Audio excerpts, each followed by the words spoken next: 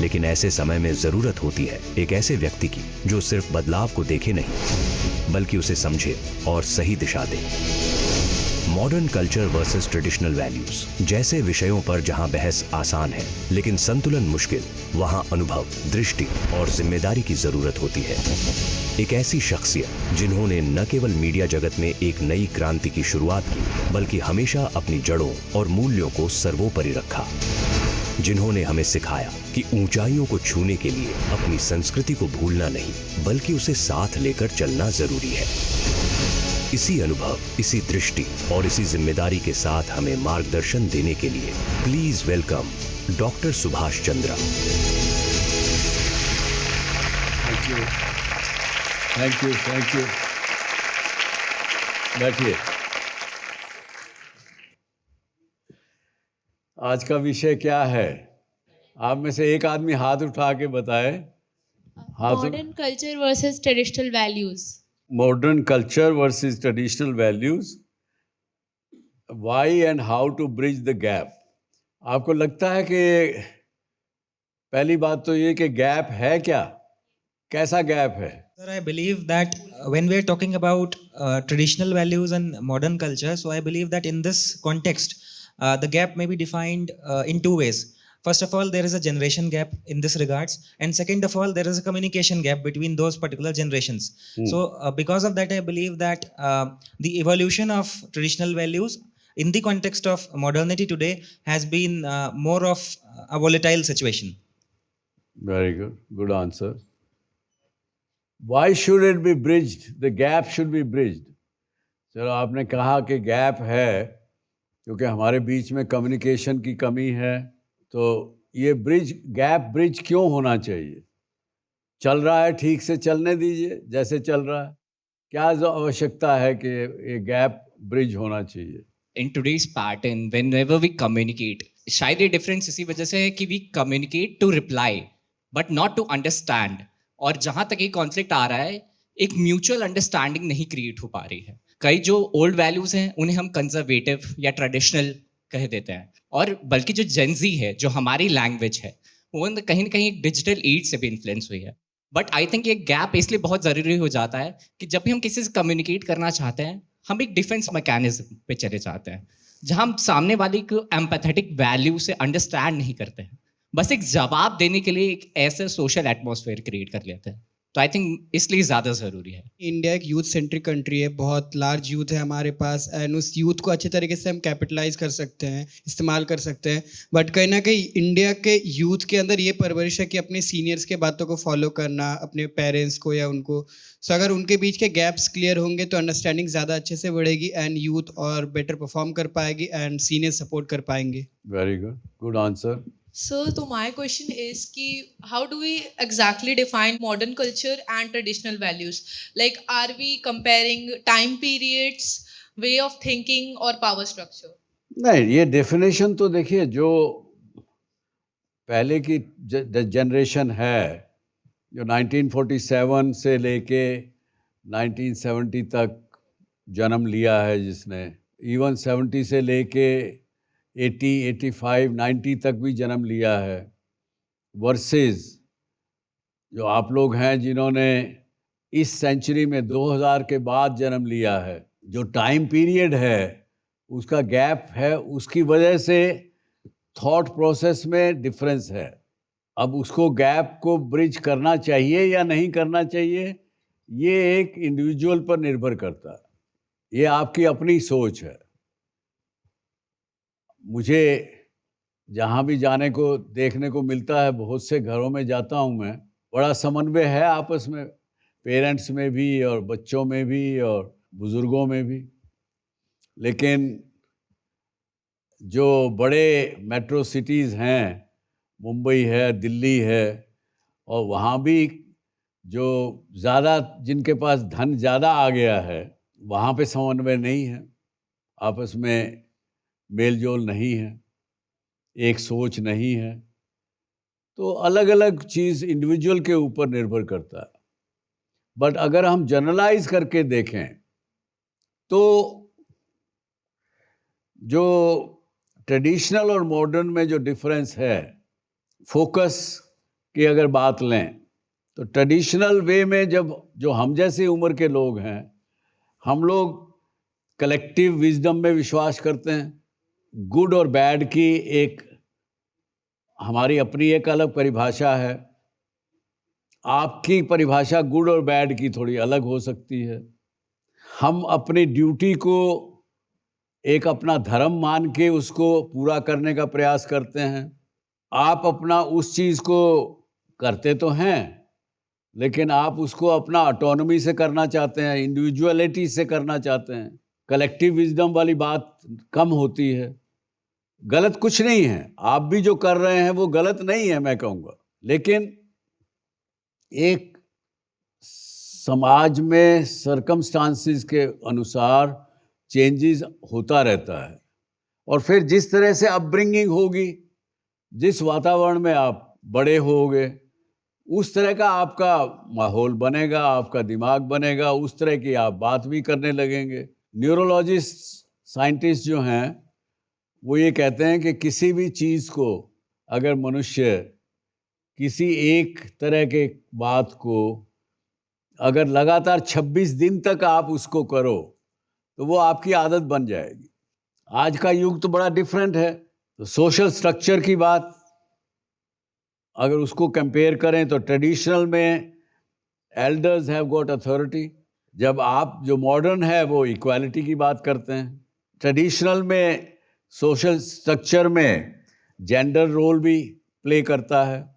आप उस बात को नहीं मानेंगे, आप अपनी यूथ का इनपुट ज़्यादा चाहेंगे कि मिले, बजाय इसके कि एल्डर की अथॉरिटी को माना जाए। Today's pace by which I will work and perform will be very different than what you will do. So ये सब कुछ चीज़ें थोड़ी सी होती हैं जिसकी वजह से थोड़ा सा आपस में डिफरेंस होता है, और डिफरेंस से कहीं ना कहीं टेंशन्स क्रिएट होती हैं, थोड़ा बहुत डिफरेंस ऑफ ओपिनियन बनता है।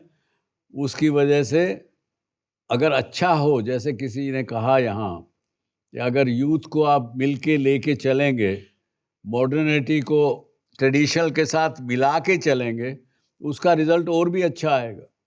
तो ये है। अब रीज़न क्या है गैप के, इसको अगर आपने किसी ने कहा कि कम्युनिकेशन गैप जो हमारे बीच में रहता है, दैट इज़ मेन रीज़न। आप में से कोई और कहना चाहेगा कुछ कि क्या रीज़न है? मेरे दो दोस्तों ने म्यूचुअल अंडरस्टैंडिंग और यूथ पावर, यूथ पोटेंशियल के बारे में कहा। जी। तो आपने पूछा था कि ये ब्रिज बनाना क्यों ज़रूरी है। तो मेरे हिसाब से ब्रिज इसीलिए ज़रूरी है क्योंकि हम एक बहुत ही ज़बरदस्त कोलैबोरेशन कर सकते हैं जो मॉडर्न कल्चर है और जो ट्रेडिशनल वैल्यूज़ है उसके बीच में। ये कोलैबोरेशन इसलिए हो सकता है ताकि एक कुछ बेहतरीन बन सके, कुछ बेहतर ज़िंदगी बन सके, कुछ बेहतर एक दुनिया बन सके। और जो आप गैप के बारे में पूछ रहे हो ये क्यों है, तो इसलिए क्योंकि मेरे हिसाब से people are not humble enough to understand, the seniors are not humble enough कि वो अपने जूनियर्स को एक प्रॉपर तरीके से कोई भी चीज़ बता सके, and the juniors are not humble enough कि वो अपने सीनियर्स को सुन सके कि वो क्या बता रहे। So I think this is a very big reason. Modern culture versus traditional values की जगह अगर हम इसको यूँ कहें कि जेन जी वर्सेस जेन एक्स, वो जो डिफरेंस है उसकी बात करें, और उसमें फ़र्क है। सेम कल्चर में होते हुए भी उसमें फ़र्क है। एक ओबीडियंस फैक्टर क्रिएट हो जाता है बड़ों में और बच्चों में। एक हमारे सीनियर आतिफ भैया मैं जानती हूँ, तो उन्होंने ये बात कही थी कि हम्बलनेस होना ज़रूरी है। So that conception of very humbleness वो एक हद तक हेल्प कर सकती है ये समझने में कि अगर बच्चों को कुछ कह रहे हैं ओबे करने को, हर बारी दे मस्ट बी कमिंग वो एक एक्सपीरियंस पॉइंट ऑफ व्यू से उनकी लाइफ में उन्होंने ऐसा फेस करा, और उनके ये ना चाहना कि वो उनके जूनियर्स और उनके दूसरे जनरेशन वाले भी वो चीज़ फेस करते, उस पॉइंट ऑफ व्यू से बड़े आते हैं।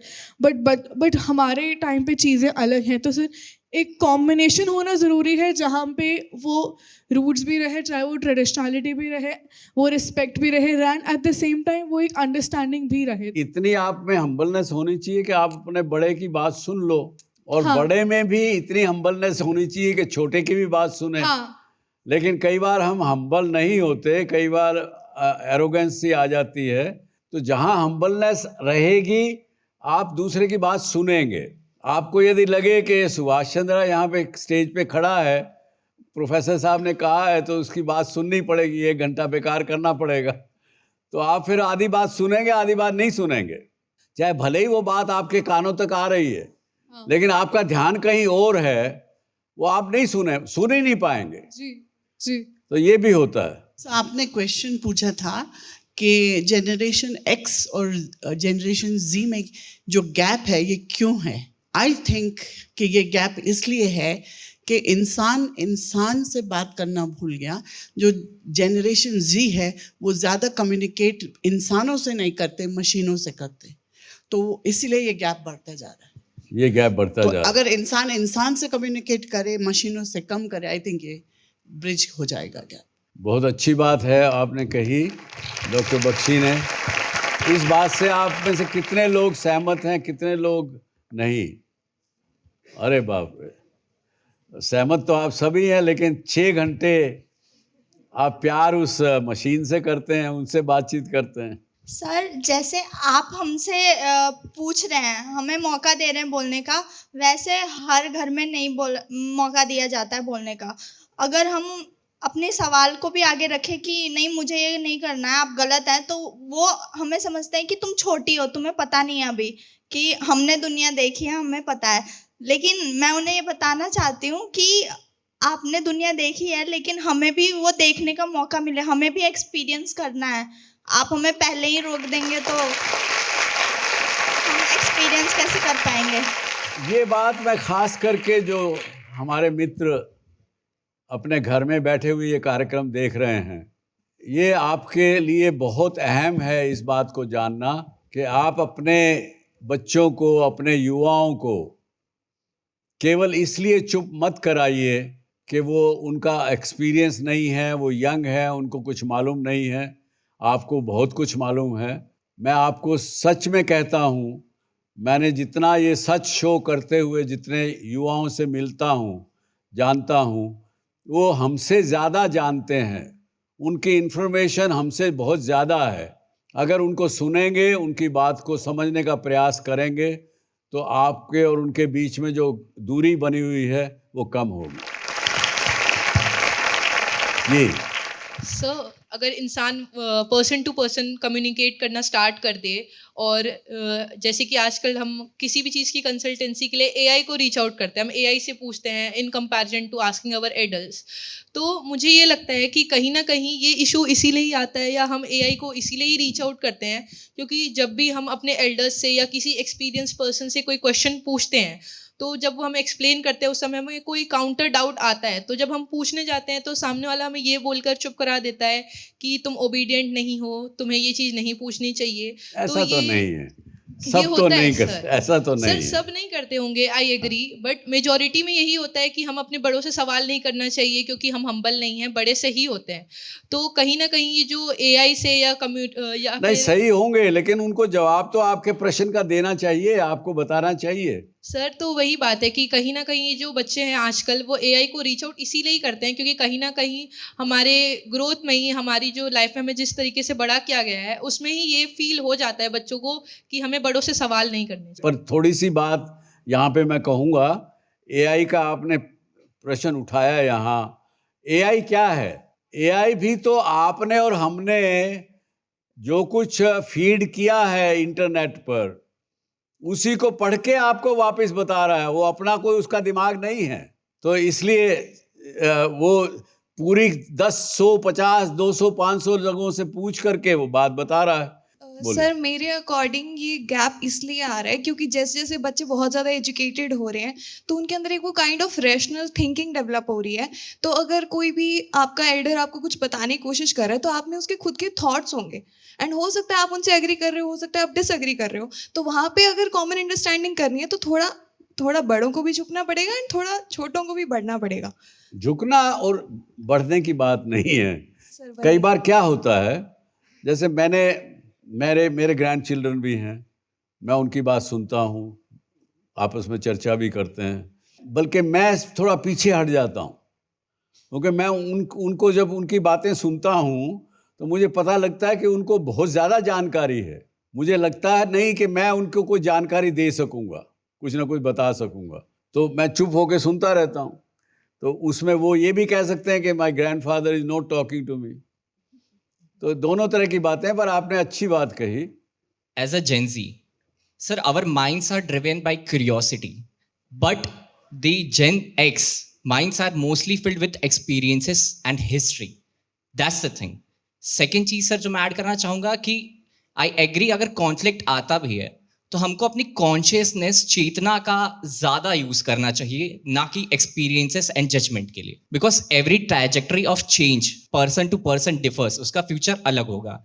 एंड सर लास्ट पॉइंट जो आप बोले कि सर एआई की अगर बात आती है तो हम मशीन्स पे इतना क्यों जाते हैं। Sir what I can say from my personal experience, AI मुझे जज नहीं करता, AI listens to me, AI also replies backs and tells me that it doesn't know some problems. हमें अगर कोई चीज़ की आंसर नहीं पता है तो हमें एआई ये नहीं बोलता कि शायद वो जो सुपरफिशियल चीज़ें एग्जिस्ट करती हैं कि यार तुम इसका नाम मत लो, ये रात में आ जाएगा, भूत आ जाएगा। No, it doesn't make any sense. That is why I have found a safe space with AI.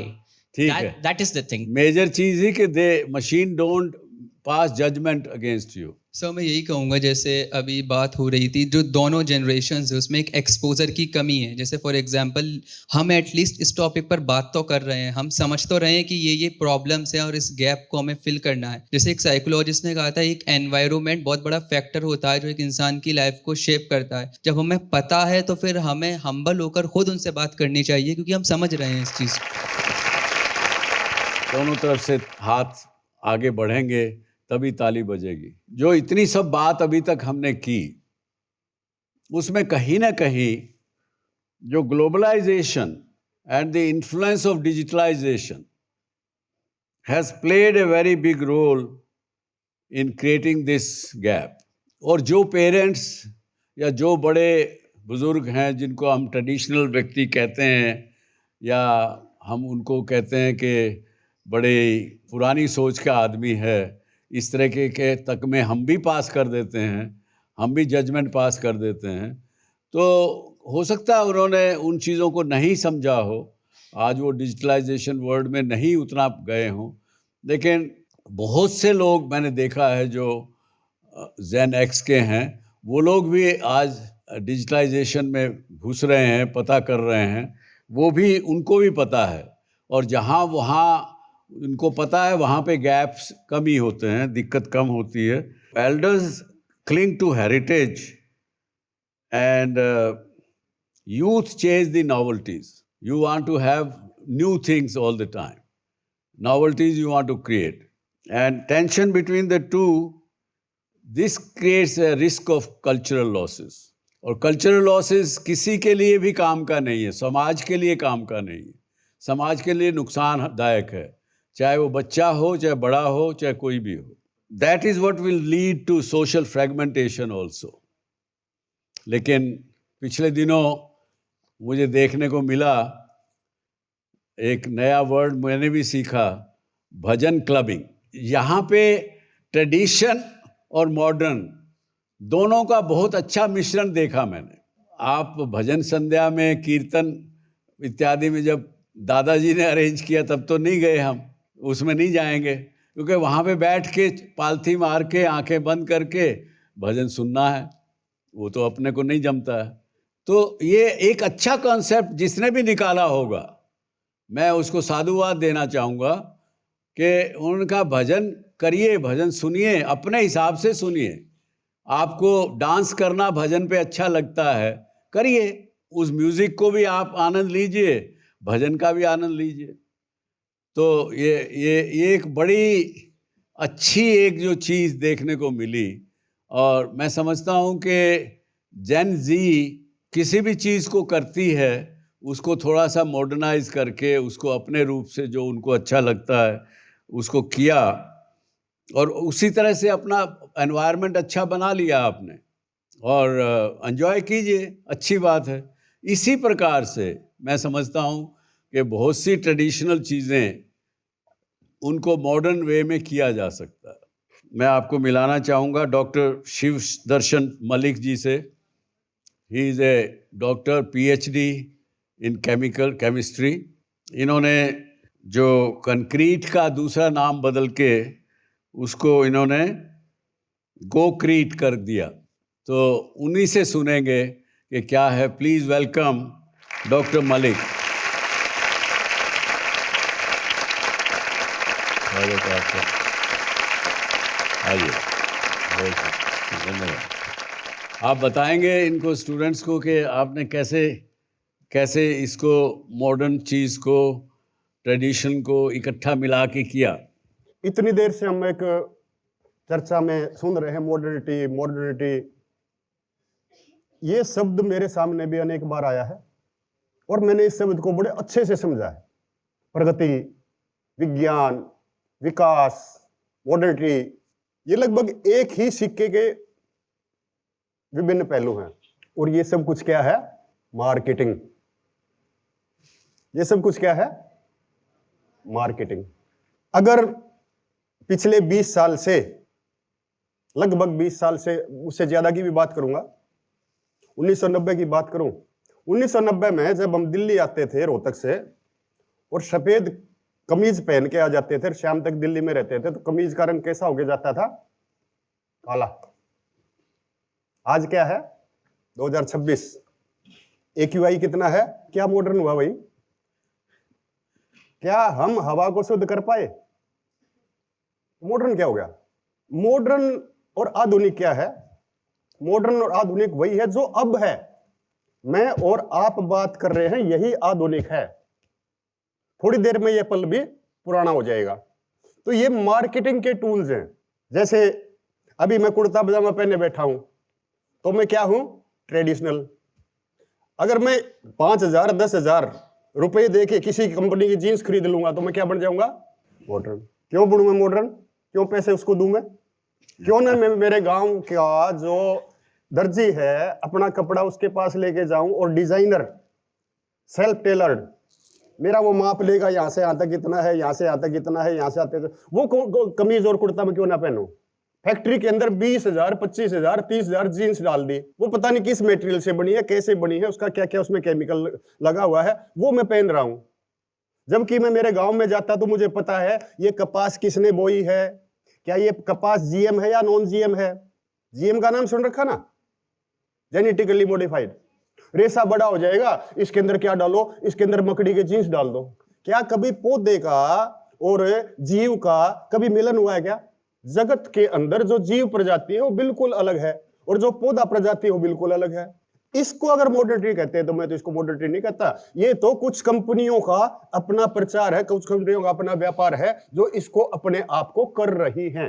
अब डॉक्टर मलिक, अगर ये बात सही है आपकी, लेकिन इस युग में रह रहे हैं और कम्युनिकेशन का शोर शराबा इतना अधिक है कि कई बार किसी झूठ को भी हम बार बार बोलें और ऊंची आवाज़ में बोलें तो वो भी आजकल दुनिया सच मानने लगती है। अगर आप बताएं कि आपने जैसे कंक्रीट की जगह आपने गोक्रीट बनाया, उसकी पूरी बताइए ज़रा, थोड़ी सी कहानी। यही मॉडर्न, इनको बच्चों को समझ में आएगी, एंजॉय भी करेंगे। जैसे मैं कंक्रीट की बात करूं तो मुझे पता है कि आज जो हमारी सृष्टि का जो विनाश होने लग रहा है वो कार्बन के कारण होने लग रहा है, कार्बन एमिशन के कारण होने लग रहा है। जब मैं 6ठी या 7वीं में था तभी मैंने विज्ञान के अंदर ये पढ़ा कि जो फॉसिल फ्यूल्स हैं ये एक दिन खत्म भी हो जाएंगे, इनका हमें विकल्प भी ढूंढना पड़ेगा और ये ग्लोबल वार्मिंग का कारण बन रहे हैं।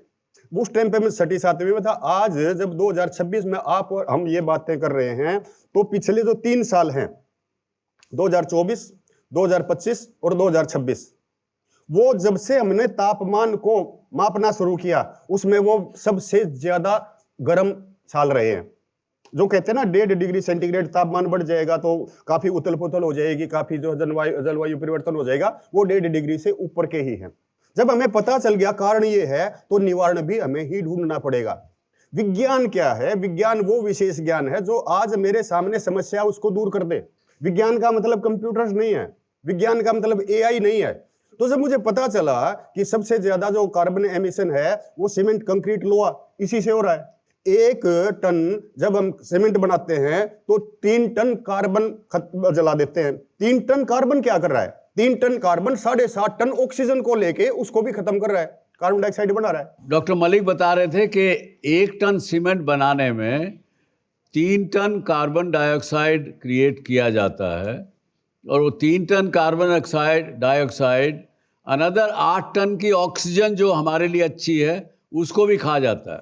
जी, आज जब मैं और आप बात कर रहे हैं 1981 से 2026 कितने साल हो गए? लगभग 145 साल, 146 साल। 146 साल के अंदर 280 ppm को हम 450 ppm कर चुके हैं और रोज आए साल ये ppm बढ़ता जा रहा है। 3 ppm 4 ppm कार्बन डाइऑक्साइड बढ़ रही है और 3 ppm 4 ppm ऑक्सीजन कम हो रही है। ऑक्सीजन को हम ये ना माने कि अनंत है, ये असीमित है, इसकी भी एक निश्चित मात्रा है। हम अरबों खरबों टन जो ये तेल फूंक रहे हैं उससे अरबों खरबों टन कार्बन डाइऑक्साइड बन रही है और कार्बन डाइऑक्साइड को वो जो हमारे पास एग्जिस्टिंग वन है, हमारे पास एग्जिस्टिंग जो वेजिटेशन है, जंगल है, पेड़ हैं, वो उसको खपा नहीं पा रहे हैं। उसको कौन खपा रहा है? उसको खपा रहा है समंदर। और समंदर के अंदर क्या हो रहा है? H2O + CO2 = H2CO3 carbonic acid बन रहा है। यानी कि हम समंदर का पानी भी अम्लीय बनाते जा रहे हैं और हमारी इन गतिविधियों से समंदर के अंदर पिछले दिनों पढ़ा होगा आपने, मैंने पढ़ा था कि समुद्र में भी एसिडाइजेशन जो है वो ज्यादा होता जा रहा है। पर इसका सोल्यूशन क्या? इसका सोल्यूशन जैसे मैं बता रहा हूँ गोक्रिट, जैसे मैं बता रहा हूँ, हमें जो है जो जीव हैं उन जीवों को वापस काम देना पड़ेगा। आज हम धरती को निर्जीव करते जा रहे हैं।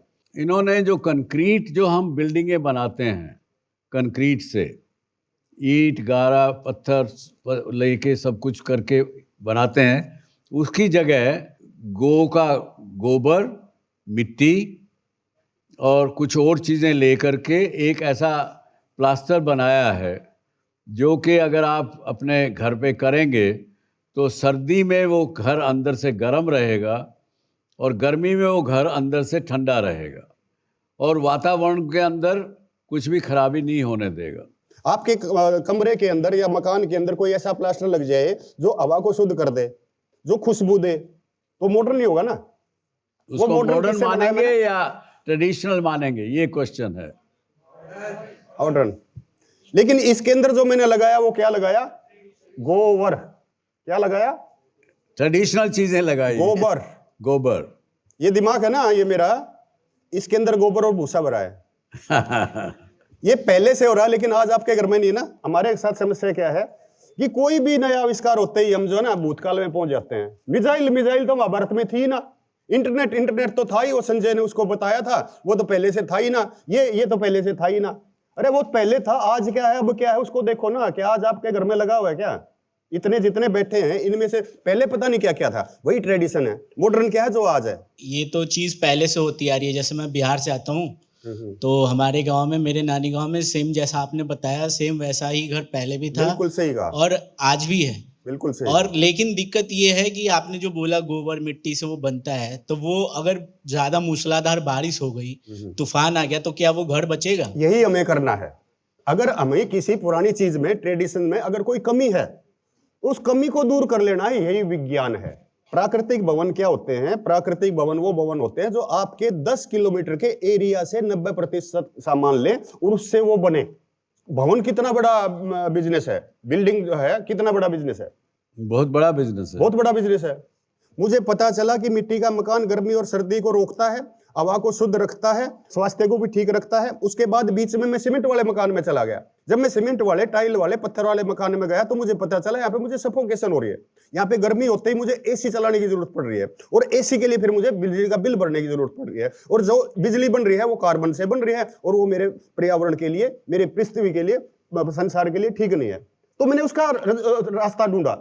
मैंने क्या ढूंढा कि मैं अगर 52 डिग्री सेंटीग्रेड के तापमान जहाँ पे राजस्थान में और हरियाणा में है, वहां पे मैं बिना एसी के कैसे रहूं। वो चीज मैंने खोजी। वो तरीका कहां से मुझे मिला? मुझे पुरातन चीजों से ही मिला। मेरे दादा परदादा जो करते थे उन्हीं से ही मिला।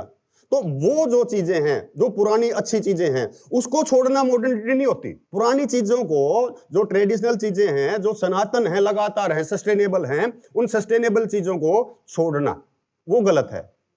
अगर हमें पता है कि मिट्टी के मकान अच्छे हैं तो हमें जो है मिट्टी के मकानों की तरफ शिफ्ट होना ही चाहिए। जब मैं इंग्लैंड में गया, दूसरे देशों में गया, खास तौर पे इंग्लैंड के ग्रामीण इलाकों में गया, तो मैंने वहां पे जाके क्या देखा कि जो लोग हैं वो थैच रूफ के अंदर रहते हैं। और कौन लोग हैं? जो सबसे ज्यादा धनी लोग हैं। और थैच रूफ क्या है? थैच रूफ वही है जो मेरा दादा छप्पर डालता था सरकंडे से, घास फूस से। उन्होंने उस सरकंडे को, उस घास फूस को इस टाइप से टाइट कर लिया, इस टाइप से बांधना सीख लिया कि वो बिल्कुल सुंदर दिखाई देता है। जैसे आपने कीर्तन संध्या को भजन क्लबिंग में कर दिया कन्वर्ट, ऐसे ही इस चीज़ को, ट्रेडिशन को भी, थैच रूफ को भी आज मॉडर्न रूप से आप बना सकते हैं। आपके कोई क्वेश्चंस हैं तो मलिक साहब से पूछिए अब। Thank you, Dr. Malik, for your contribution that you have discovered this thing. But can we use this what do you call this? Gocrete. Gocrete for building like huge skyscrapers or something? हाँ बिल्कुल, आप इससे अगर बहुमंजिला बनाना चाहते हैं तो बहुमंजिला बना सकते हैं। Also, I wanted to ask, like, do you want to thank the traditional idea behind this making of this Gocrete, or do you want to thank the modern question that rose to that led you to the discovery of this thing? देखो चीज क्या है, ये चीजें मन में कैसे आती हैं। जैसे हमारे देश के प्रधानमंत्री बाहर गए और उन्होंने कहा कि 2070 तक भारत को नेट जीरो कार्बन पे हम ले आएंगे। उन्होंने एक डेट डिसाइड कर दी 2070 की, कि 2070 तक भारत जो कार्बन एमिशन नहीं करेगा। तो हमें आज से ही तो काम करना शुरू करें, अल्टरनेट पे काम करना शुरू करना पड़ेगा ना, कि 2070 तक हमारी जो बिल्डिंगें हैं वो सारी इस प्रकार की बने जो कार्बन नेगेटिव हो।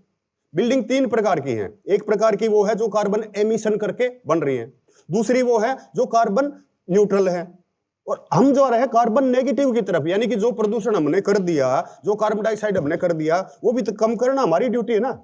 हमने तो सबने मिलके किया, तो सबने मिलके वो कम करना है। तो हमारा जो गोक्रीट है वो कार्बन नेगेटिव है। जैसे आपने अभी अपने वाक्य में कहा था कि इंसानों को उन चीज़ों पे वापस शिफ्ट कर जाना चाहिए जो पहले उन जीवों का काम था। तो एक एग्जांपल से समझते हैं सर, एक किसान खेत जोतने के लिए आज ट्रैक्टर का यूज़ कर रहा है, कल्टीवेटर का यूज़ कर रहा है।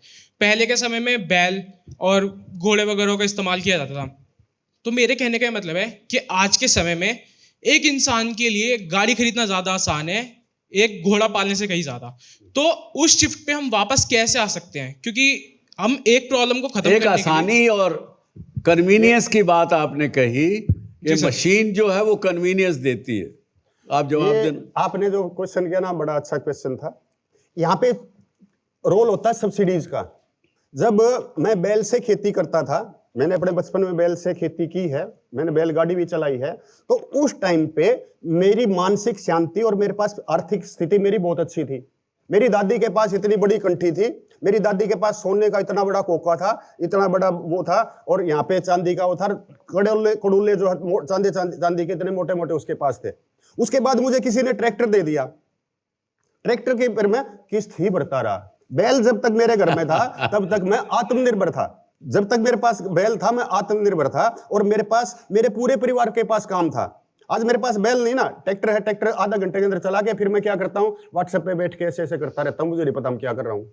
अगर मैं आज एक रूप से देखें तो आज से 30-40 वर्ष पहले कोई सब्सिडीज किसानों को नहीं दी जा रही थी, आज वो बहुत सब्सिडी कई रूप से दी जाती है। आपने जो गॉक्रीट का उदाहरण दिया, तो अगर ये इतना सर्टिफाइड चीज़ है तो इसको लेके जैसे गवर्नमेंट इंफ्रास्ट्रक्चर जब बनाती है तो उसके लिए वो मतलब टेंडर पास करती है, तो आप टेंडर ऐसी जगहों पे दीजिए ताकि मतलब लोग भी जाने कि ये इतना मजबूत है। जैसे इंफ्रास्ट्रक्चर में हाईवेज बनते हैं। उनका प्रश्न ये है कि अगर आपकी चीज़ इतनी अच्छी है तो इसका विस्तार क्यों नहीं हो रहा है? विस्तार कभी बीज दिखाई नहीं देता। बीजारोपण जब हम करते हैं ना, बीज कभी किसी को दिखाई नहीं देता, फिर वो धीरे धीरे छोटा पौधा बनता है, पौधा बनने के बाद फिर वो बड़ा वृक्ष बनता है, फिर वो फल देना शुरू करता है। तो अभी तो हमने इसको बीजारोपित किया है और लोगों को हम ट्रेनिंग दे रहे हैं।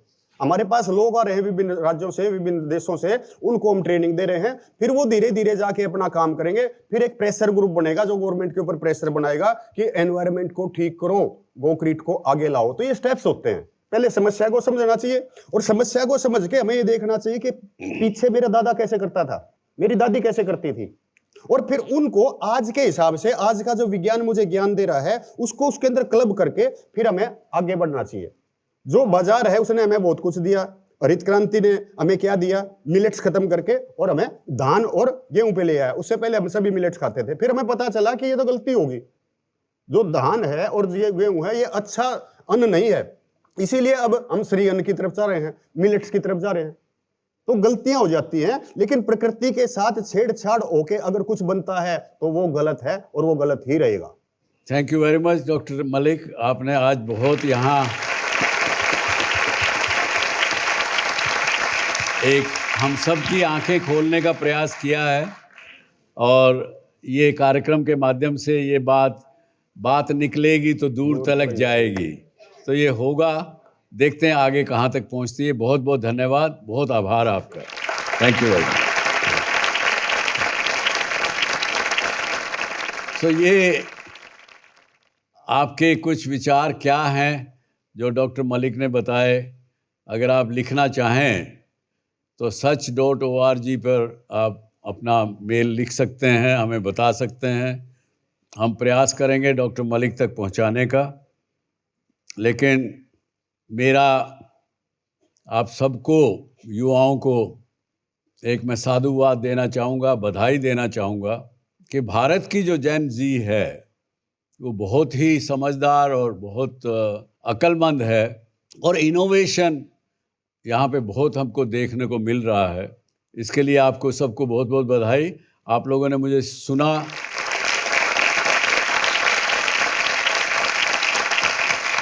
और यहाँ पे आके मुझे बहुत अच्छा लगा, सीखने को भी मिला। उसके लिए बहुत बहुत धन्यवाद। जय हिंद, जय भारत।